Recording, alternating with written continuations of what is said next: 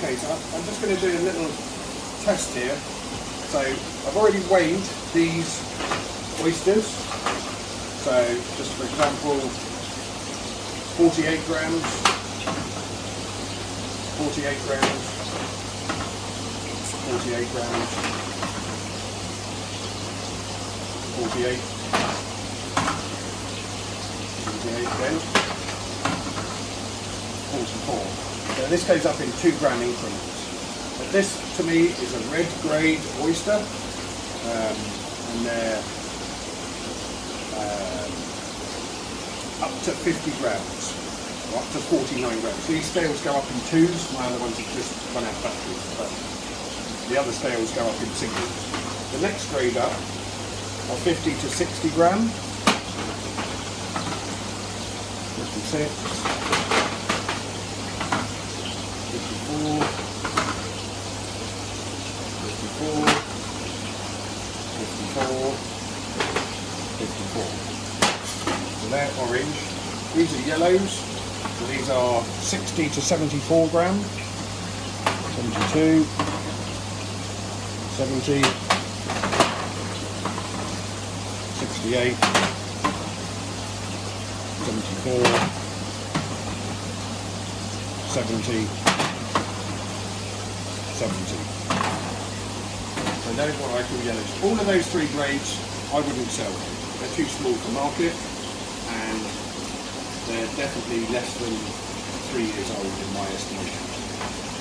The next grade up is the first I would sell, above 75 grams, so 78,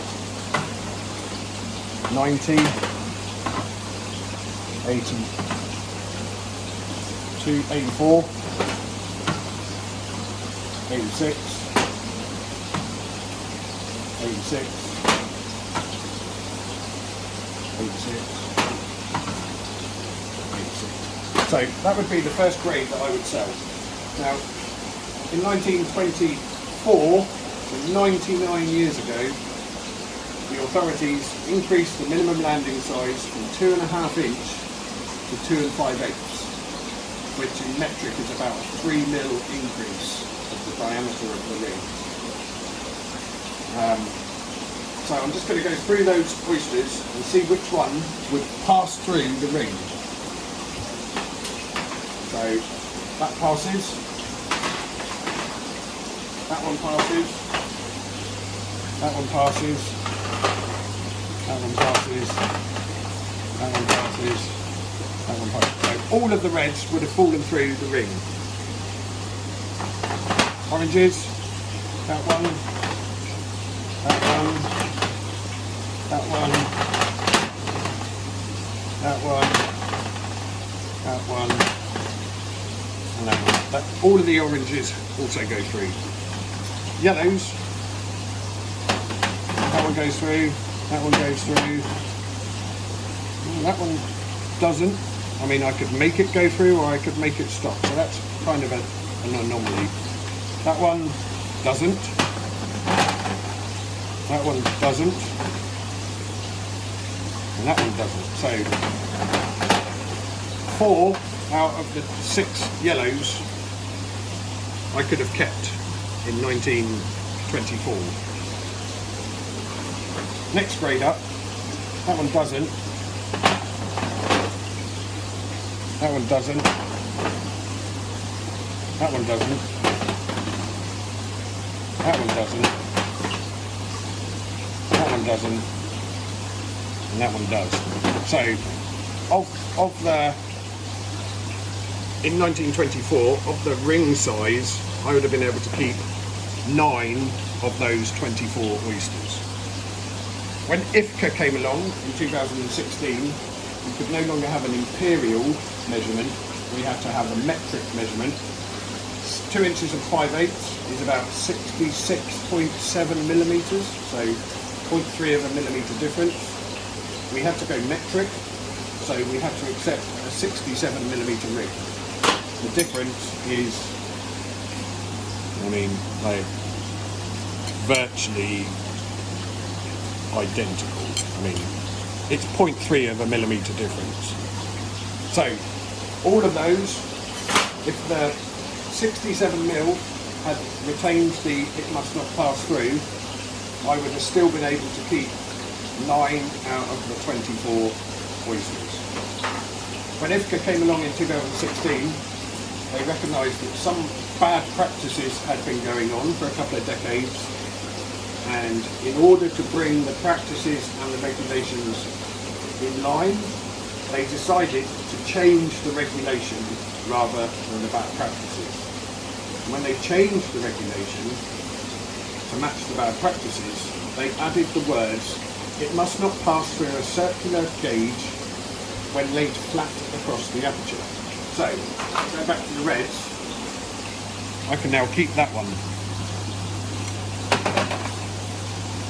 I can now keep that one.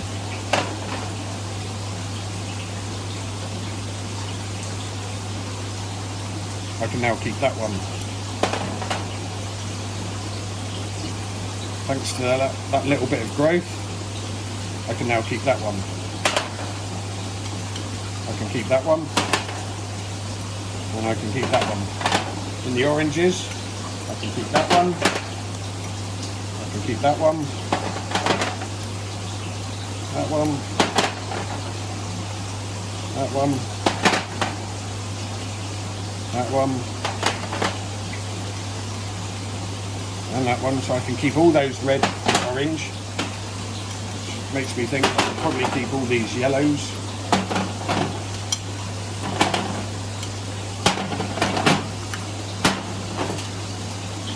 All of those, and I can obviously keep the whites. So, when they came along, IFCA reduced the minimum landing size when they added the words, "the oyster must not pass through the ring when laid flat across the aperture." The proof is I can now keep 24 out of 24. So my argument back in 2016 was they need to take those words off the regulation and stick to the minimum landing size being "it must not pass through a circular gauge." Just quickly, we have a linear gauge here.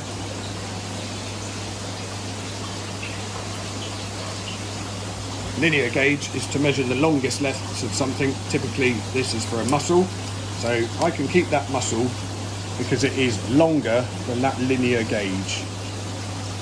Now if I put the mussel like that and said it doesn't pass, it passes, that would be a bit daft because we'd be waiting for mussels that would be massive.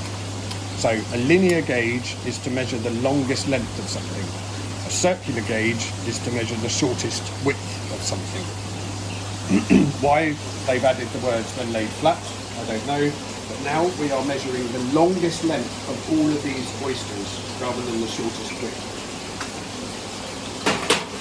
FFMC, Fal Fishery Management Committee, have recently proposed an increase to the minimum landing size of just 5 millimetres, so from 67 to 72, which, you know, doesn't seem like a very big increase, you know, especially when we're talking about length of oyster.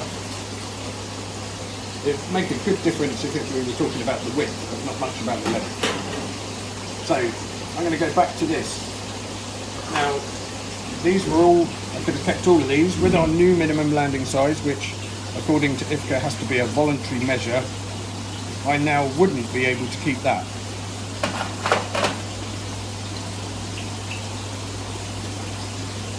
I could keep that. Can't keep that. Can't keep that. I can keep that. And I can keep that. So half of the reds will now go back. Oranges, I can just about keep that.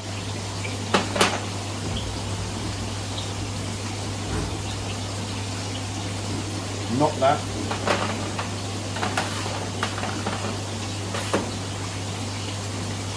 Not that. Not that.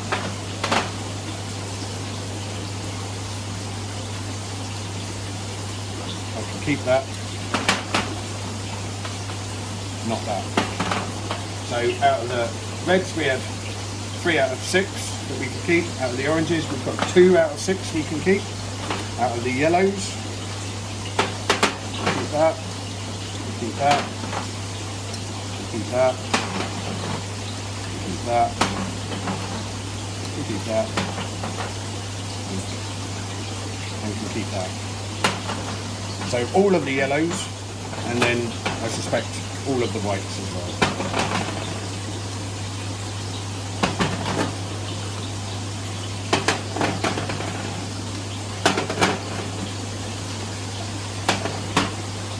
So, with the new voluntary minimum landing size, I would be able to keep 6, 12, 13, 14, 15, 16, 17 out of 24.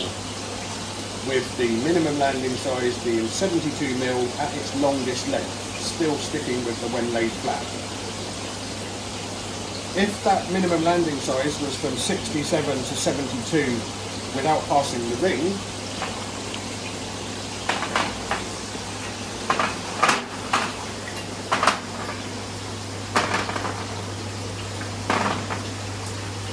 none of the reds,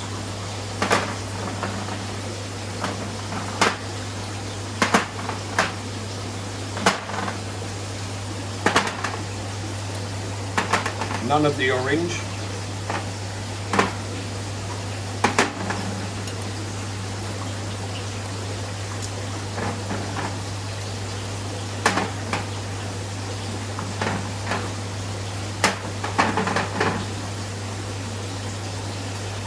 none of the yellow.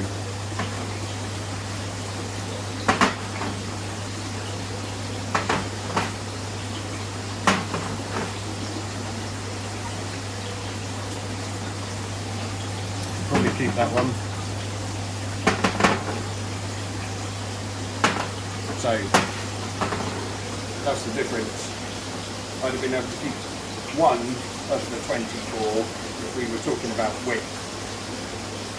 So the argument isn't really whether the minimum landing size should go up as a length. The argument is it should go up or go back to the original 1924 regulation where the oyster must not pass through the ring. It's as simple as that.